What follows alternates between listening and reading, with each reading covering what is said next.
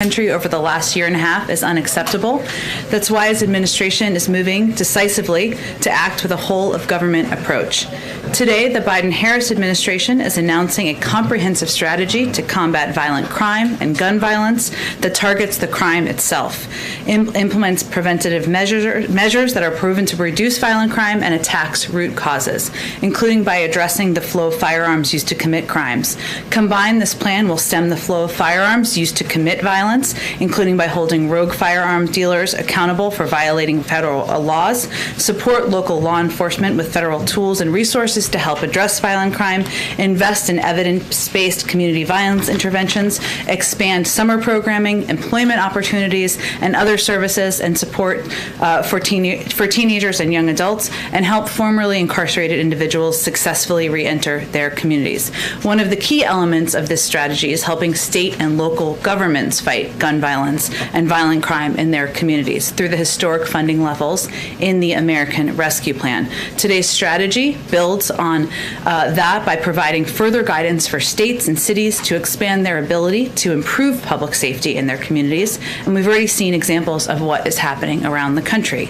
In Philadelphia, Mayor Kenney is using funding from ARP to address gun violence, reform and improve the police department, and invest in violent interruption programs. In Albuquerque, Mayor Keller plans to spend $3 million to expand the city's gunshot detection system and millions more to recruit police officers and refurbish station houses.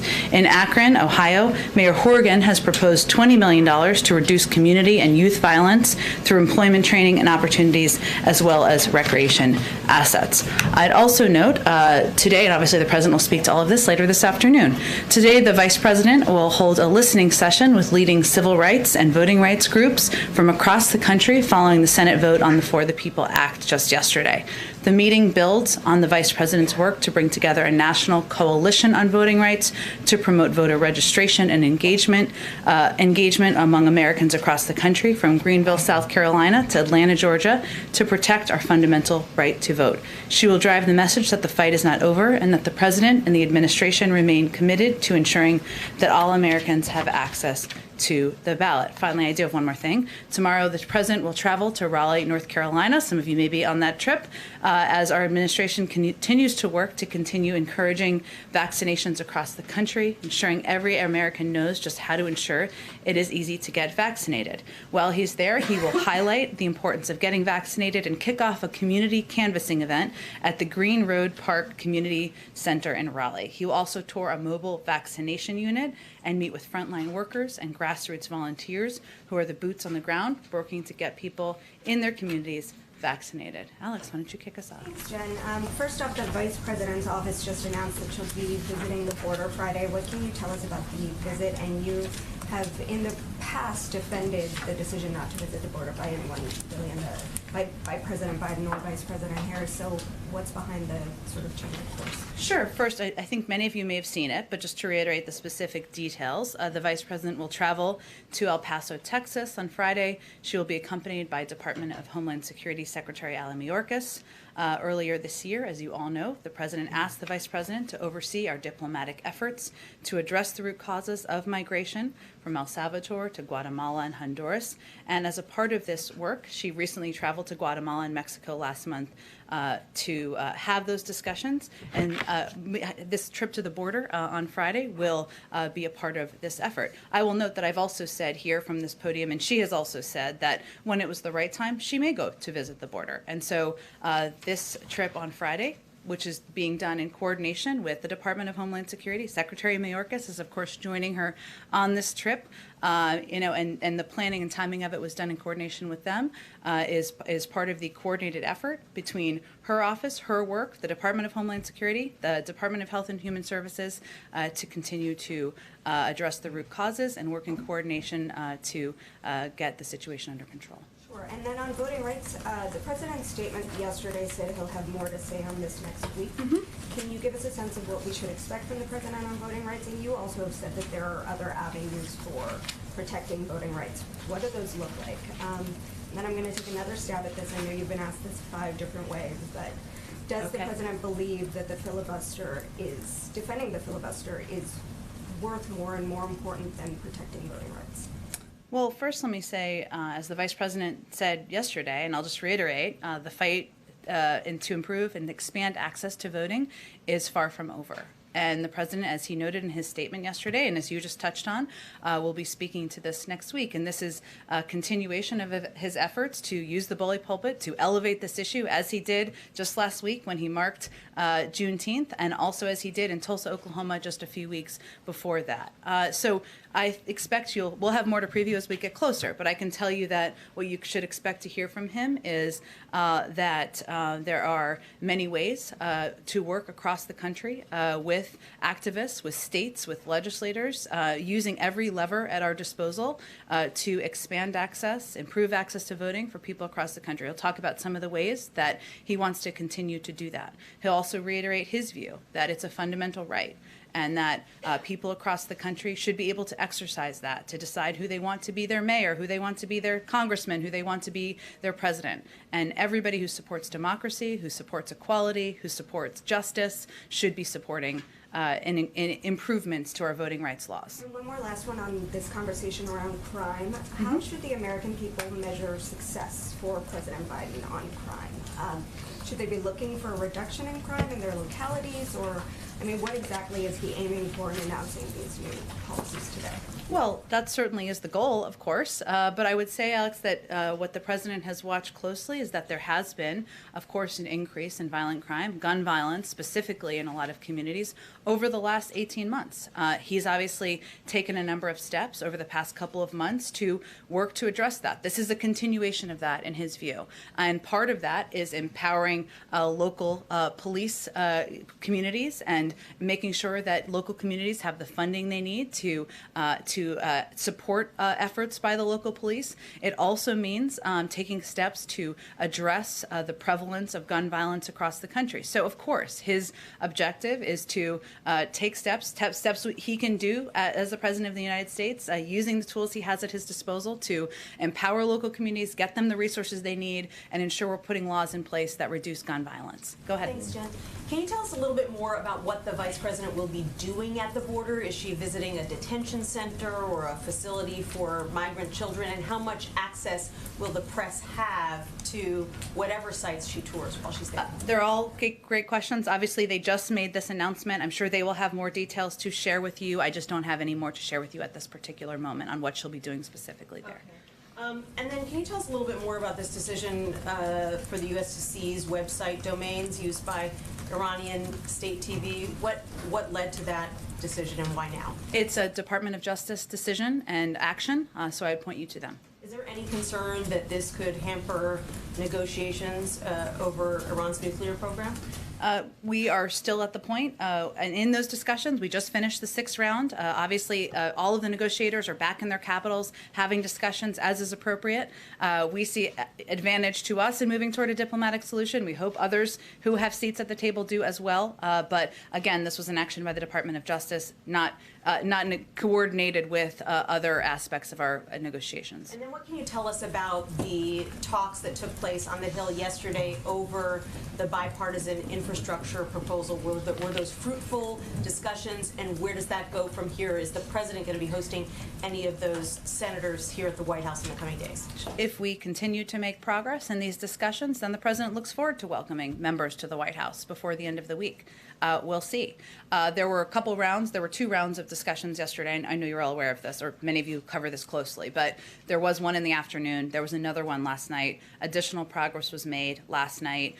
This afternoon, Steve Ricchetti, Louisa Terrell, Brian Deese are all back up on the Hill right about now, having continued discussions about the path forward. That's one track where we are moving forward on these bipartisan negotiations, and we assess as we conclude each round what the next step should be. So again, if we make progress and if we assess that it is the appropriate time to bring these officials, these elected officials to the White House, the president looks forward to doing that. Go ahead. Thank you, Jen. So about today's announcement, why is the Vice President visiting the border this week? when earlier this month she dismissed a trip like that, saying it would be a grand gesture. She also said in an interview with NBC that she would be open to going to the border if it was an appropriate time. She said that after she said that. So that's important context as well. Okay, and important context, I've got the NBC interview right here. She was talking about how she hasn't been to the border, she hasn't been to Europe either. So does she think that these two things are the same? And again, Peter, I think she also said in the same interview that she would be open to going to the border at an appropriate time. And what I'm conveying to you is that, well, as a part of her assignment, she has, of course, hosted a number of bilateral engagements. She's visited the Northern Triangle.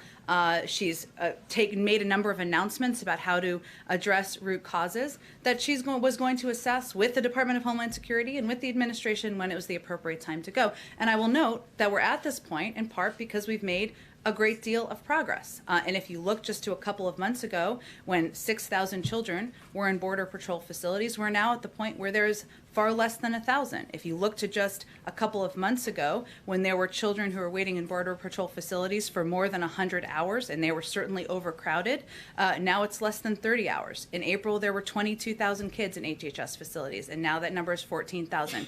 Is there still more work to do? Absolutely. That's the purview of Secretary Mayorkas, but it's important every component of our government is coordinated. Was it important for the White House to have her seen at the border before former President Trump has a trip there next week? We made an assessment within our government about when it was an appropriate time for her to go to the border. And then just one about the crime today. You mentioned expanding the crime prevention rollout. Prevention, yes, not the crime. But there is a lot of crime in big cities. How do you reduce? Much of it caused by gun violence. Would you agree? Yes. So how do you reduce gun violence by expanding employment opportunities, including summer jobs for young people? Well, first, there's several components of this proposal. One of them is an initial set of actions on gun violence, or an additional set, I should say, of steps on gun violence, which the president feels are important to get guns off the streets, make sure they are not in the hands of people illegally, many of whom are playing a role in violent crime across the country. That's part of his objective. He also wants to provide, as we've seen, has been effective in communities across the country, incentives and alternatives for young people and communities where that has shown to be an effective step. So is the thought there basically that some criminal who has been committing crimes with limited interruption or interference from police for the last couple of weeks or months is going to stop this easy life of crime if they have a summer job? Well, I think the president believes that we shouldn't allow access to guns to those criminals who are currently illegally buying them from some dealers across the country. And part of his announcement is taking steps to do exactly that. But part of his announcement is also ensuring there's specific guidance to communities across the country to ensure that they have funding to get more community police around the country. Something that was supported by the American Jobs Plan that was voted into law by Democrats just a couple of months ago. Some might say that the other party was for defunding the police. I'll let others say that, but that's a piece. Go ahead. Would you concede there is a political calculation to having the vice president visit the border before Donald Trump goes, and with a drumbeat from Republicans who have counted the days that she has not visited the border? Isn't there a political decision in the timing of this? Well, Kelly, I would say that we have no way to predict what former President Trump will say when he goes to the border. We can only guess, but I don't think our view is that the vice president making a trip to the border with the Secretary of Homeland Security to assess and take a look at progress that's been made is going to prevent or change what the former president of the United States says when he goes to the border in a couple of days. Oh, go ahead. Did you have another question? Go ahead. Senators, including Senator Tester, are saying that they believe they're at really the kind of razor's edge moment with deciding the pay-fors for infrastructure. Can they go forward? Do you feel that there is the possibility of some kind of a development within the next 24 hours? Would you agree with that sense of the timing? And is there anything new that the White House has offered for paying for these infrastructure programs that we have not learned of from you before. Well, there's no question, as you know, it's much easier to negotiate with Congress when they're in session. So we're certainly hoping to make progress over the next couple of days. I'm not going to put it 24, 48. There's a couple more days in the week, and we're hopeful to make progress. If we see progress continue to be made between our discussions with our members of our senior team and members, then we look forward to welcoming Democrats and Republicans here to the White House to meet with the president. In terms of what we would offer, the president has offered a range of ways to pay for these proposals. And we've also we had so many options of how to pay for these proposals. We've even taken some of our own proposals off the table, including ensuring that individuals pay a higher rate for this specific negotiation, and also raising the corporate rate for this specific negotiation, even though we're keeping it on the table for later on to be very clear. But the bottom line, it's pretty clear and simple to the president. The choice for him on the pay-fors is, are you going to ask Americans who are just trying to go to work, just trying to drive their cars to work, drop their kids off at school, to pay more through a gas tax? Or should the wealthiest Americans pay what they owe in taxes? To him, that's a pretty clear no-brainer choice. That's part of the discussion, though. Go ahead. Back to the president's crime prevention announcement today. You've noted that violent crime has been up over the last 18 months and several years. So what specifically prompted the president to come out and make this announcement today?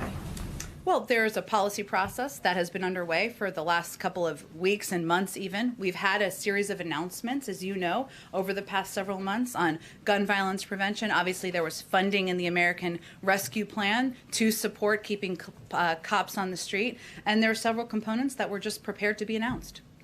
And you've made clear you're tackling this, as a gun issue. The president has urged Congress to take action on this. We've seen very little movement on the Hill. It's been years since we've seen sweeping gun reforms out of Washington. What is the president's message then to Americans who are concerned about rising crime in their communities? In order to achieve real progress, do they have to wait for Congress to act? Well, the president would certainly like to see Congress act on universal background checks, on an assault weapons ban, a number of the pieces of legislation that are currently, I shouldn't say working their way through Congress, but are currently alive in Congress. But he's not going to wait. And his message to the American people is he's going to take steps that he has the power to take as president to reduce gun violence, to put in place measures that will reduce the likelihood of criminals having access to guns on the streets. There are authorities any president has, and he's going to take steps to do that, even as he pushes for legislation to move forward. So beyond the announcements today, he is preparing or considering additional steps that could tackle some of these issues? Well, I think we're going to focus on the announcements he's making today, a lot of which are on gun violence and gun violence prevention measures. I don't have anything beyond that to preview, but there are some significant steps he's certainly announcing this afternoon. And just one more question on how the funding for all of this works. You're allowing state and local governments to reallocate some of the COVID-19 relief funds to hire more police officers, invest in other areas to combat this rising crime. But when Republicans pitched that idea to try and pay for some of an infrastructure plan, the White House said that money was already allocated. So what's the difference? Well, the money was always allocated in state and local authority as to state and local governments. One of the authorities they could always have taken was to ensure there were more cops on the beat, more police in place, and that's something we have always said was a part of the plan and the proposal. I don't know why Republicans opposed that or why that would have prompted them to vote against the package. Go ahead. Just to follow up on Mary's first question, public safety can be a potent political issue. To what degree, if any, has the politics played a role in the decision to really try and get out in front of things today? Well, the president has been very consistent in his views over the course of decades. He has never been for defunding the police. He has always been a supporter of ensuring that local community policing is funded and adequately supported by the federal government. He's also been a longtime advocate for decades and leader on addressing gun violence. So this is actually a continuity of his leadership on these issues over the course of decades. Now he has taken steps since president on each of these issues as well, including supporting funding, proposing funding in his own budget for community policing. And this is just an opportunity to put additional meat on the bones.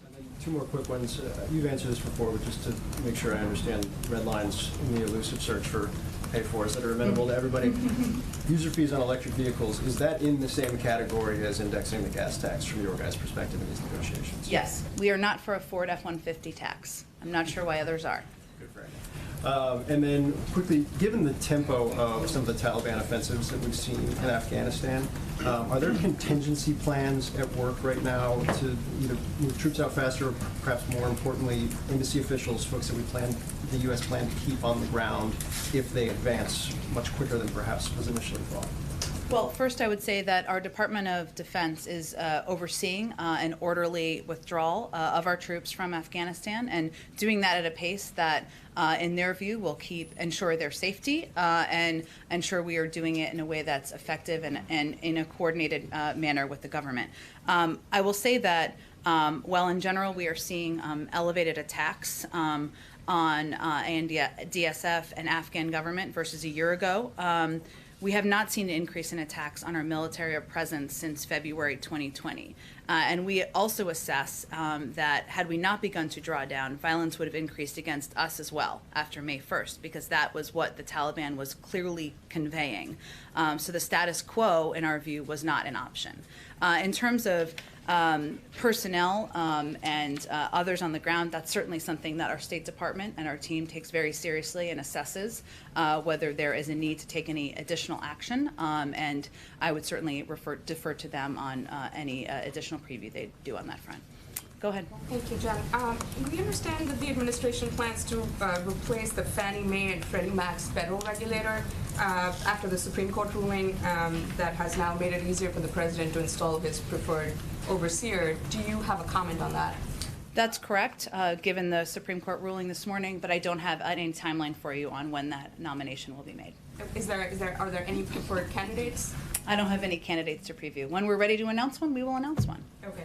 And any comment on on Russia firing warning shots and dropping bombs to chase a British warship out of the waters? Moscow now claims that in the Black Sea that they claim belongs to Russia. I would point you to the British. We don't have any more comment on it from here. And one question on voting rights. We've been kind of talking to a lot of voting rights and civil rights activists who are saying that the president isn't just simply doing enough on the issue and is betraying black voters who actually helped him get into the office by not doing absolutely everything he can.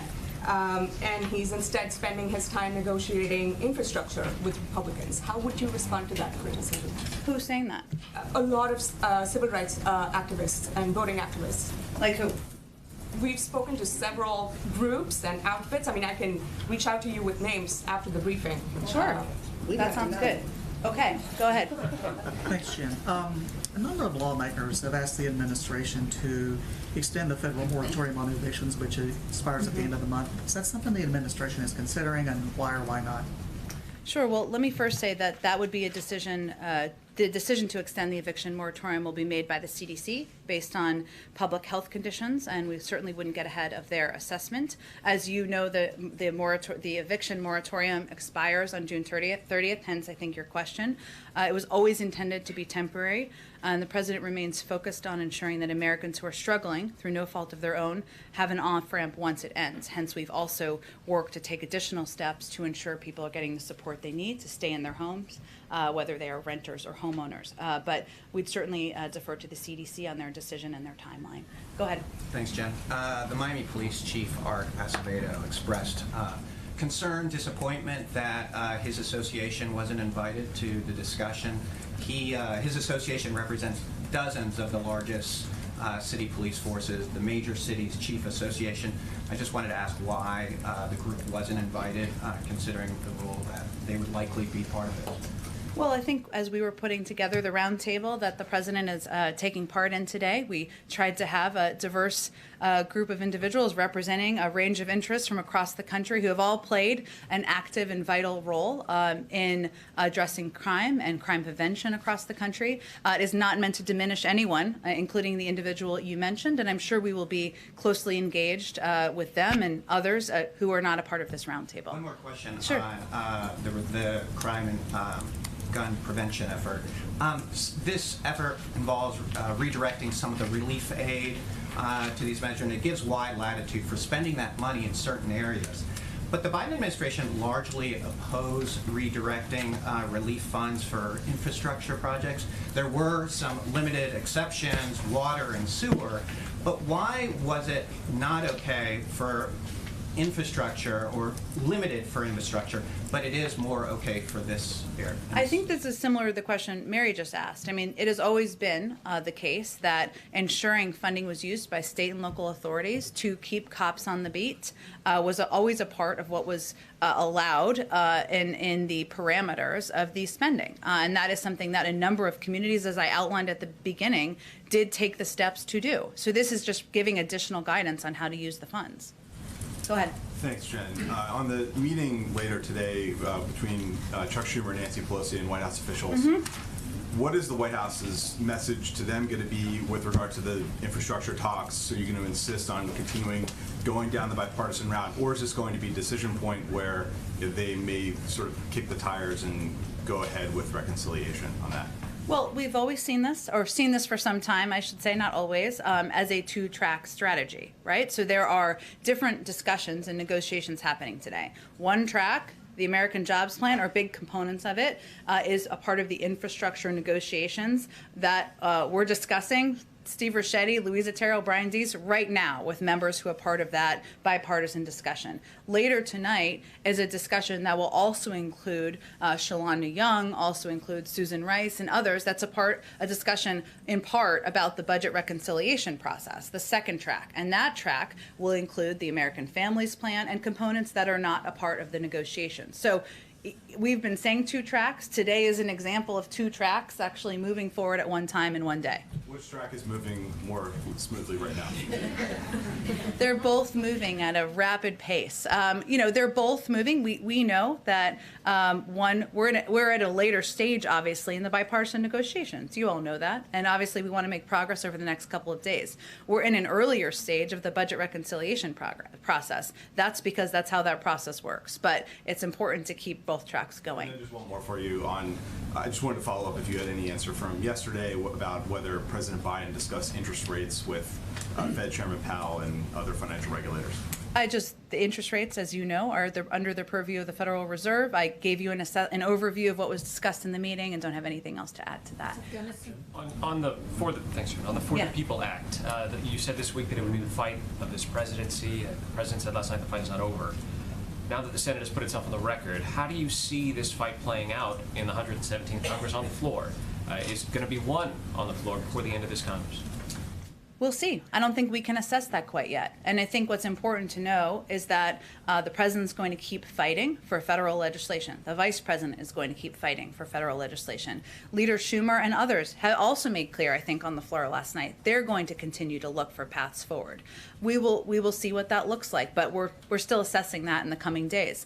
What the president will also talk about, though, next week is not that fight, but also what we can do in states around the country, what we can do through a range of the authorities that the federal government has. Because for all of these, our objective is to make it easier to vote, make it more accessible to vote, and there's a lot of ways to do that, even as we're continuing to fight for federal legislation. I want to ask you another question about the border. You said that a great deal of progress has been made.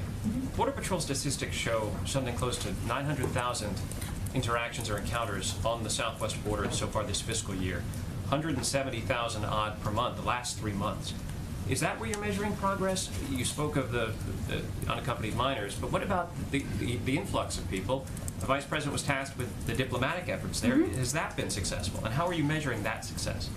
Well, first, I think the vice president has made a number of announcements about coordinated efforts with countries in the region, in the Northern Triangle, through her leadership in that area. And we'll be able to assess over time what it looks like in terms of migration numbers. I was pointing to the fact that a couple of months ago, we were looking at very overcrowded Border Patrol facilities. We were looking at kids waiting for far too long in those facilities, and there being a timeline of getting kids to vetted family members that wasn't up to our bar. There has certainly been progress made in that regard, but the work is ongoing. Go ahead. Thanks, Jen. My colleagues are reporting that the U.S. intelligence community concluded last week that the government of Afghanistan could collapse as soon as 6 months after the American withdrawal. is completed. What is your reaction to that, and do you think that would also factor into speeding up an evacuation, especially for Afghans who helped the U.S.? Well, let me first say on SIVs, on special immigrant visas, and these are individuals who have played an incredibly courageous role in helping the United States at various times over the course of our recent history. We are processing and getting people out at a record pace. We are working with Congress right now to streamline some of the requirements that slow this process down, and we're doing the kind of extensive planning for potential evacuation should that become necessary. So we're continuing to evaluate what our options are there, continuing to take steps forward, and certainly we want to take every step we can take from the federal government to treat all of these courageous individuals as they deserve. Is there a reaction on that intelligence community's assessment at all, that the government could collapse within 6 months of the U.S. withdrawing? I don't have any more assessment beyond the intelligence community. About Afghanistan, please. Go ahead. Yes, as you know, President Ghani will be here on Friday, while President Ghani and Dr. Abdullah are visiting Washington, D.C. Taliban still continue their attack in all over Afghanistan. Do you think that President Biden committed to a stronger long-term support for Afghan people, especially Afghan military, because Afghan people has a high expectation from this trip, President? I would say I don't anticipate the timeline for withdrawal is not going to change by September, which of course is overseen by our Department of Defense. A part of their discussion on Friday will certainly be the President reiterating his commitment to work with the government of Afghanistan to continue to provide humanitarian support, over the horizon security, work that he committed to when he made this announcement, and I'm sure they'll discuss this during their meeting on Friday. Go ahead, Francesca. Go ahead. I've got a couple for you. Sure. Firstly, on the Vice President's trip to the border, why does the White House view this as the appropriate time for that visit? Well, I think, Francesca, the decision on the timing was made in coordination with the Department of Homeland Security. As we've said from the beginning, we didn't want to have anyone visit at a time where it'd be disruptive to efforts and progress being made on the ground, but they made that assessment, and she had said just a few weeks ago that she'd be open to going to the border if at the appropriate time. And earlier today, the White House announced that 15 jurisdictions would participate in its community violence intervention program.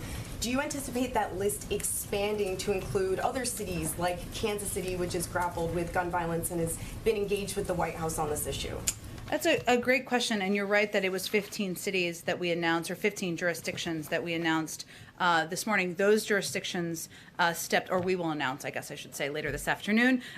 They stepped forward to join the collaborative because they're committed to using these strategies as a tool to reducing the scourge of gun violence.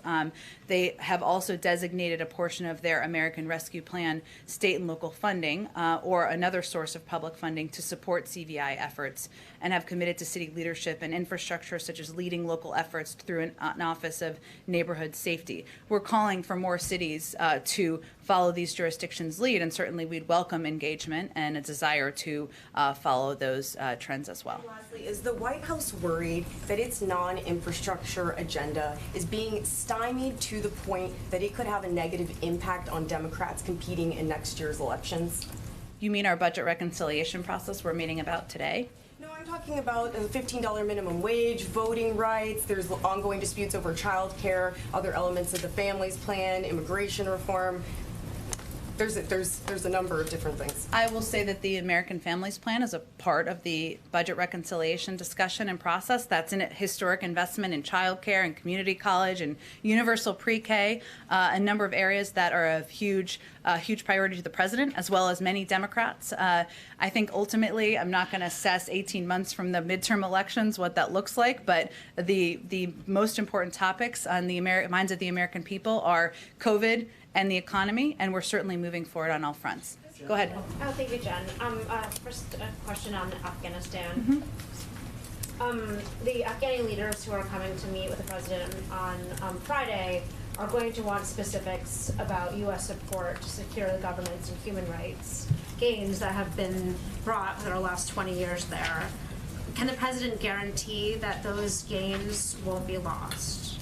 The President can guarantee that we will continue to support humanitarian assistance, support for progress, human rights progress that's been made on the ground, and a range of investments the United States have made that we've already committed to continuing. Has he determined how much money that is needed? Over the course of time, that's going to be done on kind of a year-by-year assessment. Sort of in the next year, then? Is there any sort of estimate there? Beyond our budget, I don't have anything more beyond our budget. On crime, I just wanted to ask quickly if you could give us any details about who helped shape the president's crime plan. You know, was there input from various activists, perhaps from the Floyd family? It was certainly driven, of course, by the President of the United States, who oversees all of our policies here, and driven by policy leaders within the government, from Susan Rice, Cedric Richmond, a number. There's obviously economic components, Gene Sperling, Brian Deese, and they certainly do assess and engage with a range of activists and leaders around the country. But I don't have any more detail to read out for you. Go ahead. Oh yeah, go ahead. Just really quickly on the Vice President. There's a lot of discussion today about the Vice President's role in immigration. But I was wondering if you could outline any of her involvement in the last moments on infrastructure, a different topic that is sort of in the closing stage right now. Has her portfolio there sort of gotten lower as other things have risen, or can you just give us the sort of state of play? Sure. Well, I would say that the negotiations are primarily being led at a staff level by Louisa Terrell, Steve Ricchetti, and Brian Deese. And again, if we're at the point where we've made enough progress, the President will invite them here, and I'm sure the Vice President would be a part of that. But they've really been led at the staff level over the past couple of days, and if there's calls that warrant the Vice President or the President making, certainly they would make them. But that's really what where the action has been over the last several days. Go ahead. Thanks. Just to follow up my colleague's question about the eviction moratorium. Sure. There's some reporting that there's a 1-month extension that's going to come out pretty soon. I know you said you don't want to get ahead of the CDC, but the CDC is punting all of our questions back to you. So is there anything That's confusing. Sorry. So is there anything you can tell us about whether a 1-month extension is to be expected? I don't have anything I can confirm for you from here today. Okay, and then on guns, all advocates are saying there should be a gun czar. Is that something that's still being considered by the White House? One person that's responsible and spearheading this work on gun reform? The President's responsible. Go ahead. Yes, thank you, Jen. For some months, lawmakers of both parties have been asking the administration to prohibit polysilicon from coming into the country from China because it's being made in Xinjiang. It's a key material, as you may know, for solar panels. So is there some concern that prohibiting that from China could hurt the President's net zero goals, or what are you looking at it doing in regards to this from the human rights perspective? Well, first let me say that in Cornwall, just 2 weeks ago, G7 countries committed to ensuring that global supply chains are free from the use of forced labor, which was a significant statement and agreement among G7 countries. And so as a part of that, you can expect that the United States will continue to hold those who engage in forced labor accountable, and that we will continue to remove goods made from local forced labor from our supply chains. As you also know, and I think this is the root of your question, we also remain committed to making progress internationally, domestically and internationally, on addressing the climate crisis. But we think we can certainly do both. I don't have anything yet to announce as it relates to specific products, or substantive, I should say, that are planned. But we'll see if we have more on that in the coming days. Oh, okay, great. We have to gather for the event. Thanks, everyone, so much. Have a great day. See you tomorrow.